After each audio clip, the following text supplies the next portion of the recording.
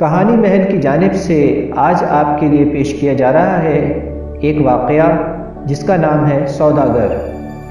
اس واقعے میں آپ ملاحظہ فرمائیں گے کہ ایک سوداگر اپنے امیر بننے کا ایک نسخہ کیسے بیان کرتا ہے۔ کہانی شروع کرنے سے پہلے میری آپ تمام سامعین و ناظرین سے گزارش ہے کہ اگر انہوں نے ابھی تک ہمارے چینل کہانی محل کو سبسکرائب نہیں کیا ہے تو برائے مہربانی ابھی سبسکرائب کر لیں اور ساتھ لگے بیل آئیکن کو پریس کر دیں تاکہ ہماری ہر نئی آنے والی ویڈیو آپ تک بروقت پہنچ سکے۔ شکریہ۔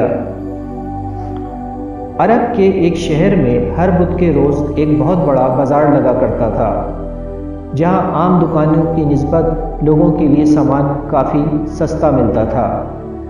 بازار میں ہر طرح کا سامان لے کر سوداگر دور دور سے آ کر اپنا مال اس بڑے بازار میں بیچا کرتے تھے، جس سے عوام اور سوداگر دونوں ہی بہت فائدہ اٹھاتے تھے۔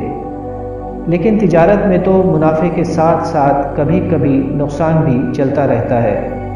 اسی بازار میں برتنوں کے دو سوداگر آمنے سامنے اپنا سامان سجا کر بیچا کرتے تھے۔ دونوں کا تعلق ایک ہی علاقے سے تھا اور سامان بھی تقریباً ملتے جلتے ہی سے تھے۔ ایک سوداگر کا نام مسعود اور دوسرے کا نام تراب تھا۔ مسعود کا کاروبار بہت چلتا تھا، جبکہ اس کے سامنے تراب کا کاروبار کوئی خاص نہ تھا۔ حالانکہ دونوں کے مال میں یکسانیت تھی، یعنی کہ کوئی خاص فرق نہ تھا، لیکن پھر بھی ہر بدھ کے دن ایسا ہی ہوتا کہ مسعود کا سامان خوب بکتا۔ فطری سی بات ہے کہ اس طرح ہونے سے کاروباری طور پر تراب مسعود سے حسد کرنے لگا، اور اس کی ایک وجہ یہ بھی تھی کہ تراب پرانا کاروباری تھا، جبکہ مسعود نے اس کے مقابلے میں بعد میں کاروبار شروع کیا تھا۔ ایک دن بازار سے واپس جاتے ہوئے تراب سے نہ رہا گیا اور اس نے سوچا کہ آج میں مسعود سے یہ پوچھوں گا کہ آخر وہ کیا وجہ ہے کہ تمہارا کاروبار میرے مقابلے میں بہت اچھا چلتا ہے اور اسی وجہ سے مجھے تم سے حسد ہونے لگا ہے اور میں گناہگار بن رہا ہوں۔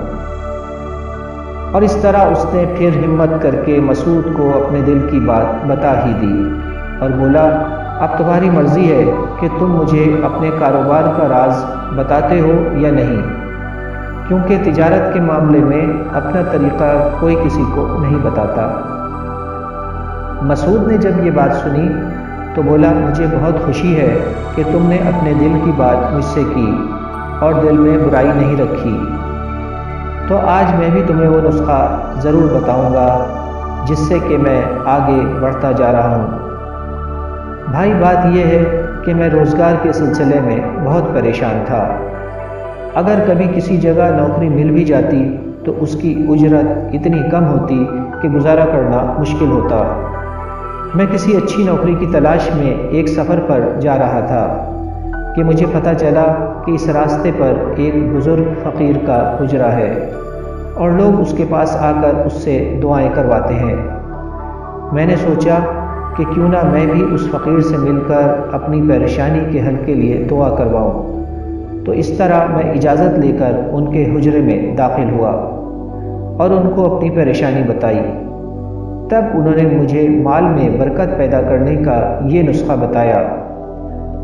وہ کہنے لگے کہ تم نوکری تلاش کرنے کے بجائے کوئی بھی تھوڑا سا مال کہیں سے تجارت کے لیے خریدو اور اسے مناسب معاوضہ رکھ کر آگے بیچنے کی غرض سے نکلو۔ جب تمہارا مال بک جائے تو جو تم کو منافع حاصل ہو اس کا 10واں حصہ الگ نکال کر رکھ دو اور اس کو اپنے مال میں شامل نہ کرنا، اور وہ 10واں حصہ ان لوگوں پر خرچ کرنا جو ضرورت مند ہے اور زبان سے اس کا اظہار بھی نہیں کرتے، اور یہی عمل دہراتے رہنا جب تک تم اپنے مال کو بڑھانا چاہتے ہو۔ بس میں نے اس کے بعد سے لے کر آج تک یہی طریقہ اپنایا ہوا ہے اور میرا مال اور کاروبار بڑھتا جا رہا ہے۔ مجھے اپنا مال بیچنے کے لیے کبھی کسی گاہک کی خوشامد بھی نہیں کرنی پڑتی۔ بس یہ ہے میرا راز۔ اگر آپ چاہیں تو اس کو آزما لیں۔